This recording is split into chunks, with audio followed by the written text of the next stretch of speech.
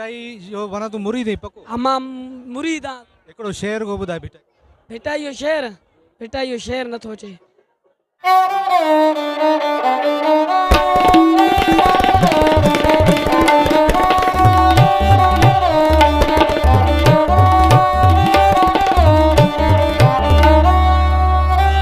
नवाब शाह मां आयो आहियां मेलो ज़बरदस्त आहे तमामु ज़बरदस्त मन मणियो तन तस्बी दिल दंबूरो जन तंदू ते तलब जूं वहदत सिर वजन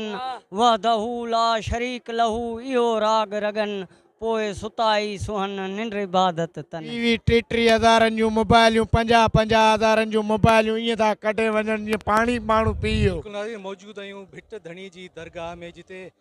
भिट शाह जो 282 उर्स मुबारक जूं जेके सरगर्मियूं आहिनि उहे जारी ऐं सारी साईं ते आया हूं मेले ते घुमण हर शइ जी सहूलियत आहे हिते को का शइ जी बि तकलीफ़ कोन्हे शबील बबीलूं हर शइ आहिनि वॾी वॾी जो सखी आहे सखी जे दर ते आया आहियूं का शइ जी असांखे तकलीफ़ ई कोन्हे खाधो बि हर शइ पंहिंजो सहूलियत आहे हर को ॾे थो भिटाई जो वना तू मुरीद ही पको हमाम मुरीदास एकड़ो शेर को बुधाए भिटाई जो बेटा यो शेर न थो चे मुरीद ही भिटाई जो शेर न तो अचे तो असां बाराड़िया माण्हू जट माण्हू असांखे कुझु अचे कोन थो आहियूं मुरीद असां काछे जा मिरूं असां काछे जा रहियल आहियूं। गफ़ार शाह जो पुटु आहियां हिकिड़ो ई आहियां माउ पीउ खे मां हिते कपिड़ा खणी आयुमि कारो वॻो खणी आयुमि मातम जे करे आयो हुउमि सही आहे मोबाइल टच मोबाइल 20,000 रुपयो 7,000 रुपया कैश हुआ हाणे अहिड़ो परेशान वेठो आहियां मोलालीअ को मां चांहि जो कोप या पैसा न आहे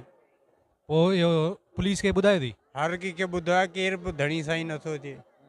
घणनि जूं निकितियूं रुकी तुंहिंजी निकिती आहे ॿियनि जी वई इलाही ईअं त लाइन जी हिते जेके अचनि था केरु न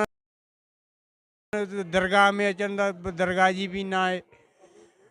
असां सयादनि जी केरु करे कोन थो ग़रीब आहियूं पोइ केरु करे हाणे घर खां परेशान वेठा आहियूं घर माइट परेशान आहिनि